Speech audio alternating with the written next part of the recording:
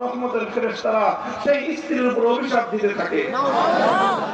যেখানে স্বামী ইচ্ছা পূরণ না করে, তার সঙ্গে সহবাস না করে দূরে থাকলে স্ত্রীর উপর আমার আল্লাহ অভিশাপ দান করেন। সেখানে স্ত্রীর আমাদের বিরুদ্ধে আমাদের যদি তার সঙ্গে শারীরিক মিলন হয়, সেটাকে বৈবাহিক ধর্ষণ নামে আখ্যায়িত করে।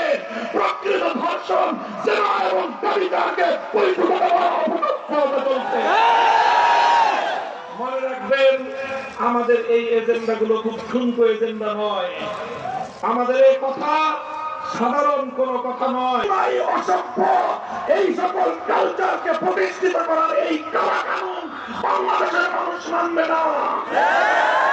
শুধু শাপলা চত্বর নয়, এই ধরনের কোরআন সুন্নাহ বিরোধী আইনকে প্রতিহত করার জন্য যুদ্ধ করতে হলে যুদ্ধ করবো।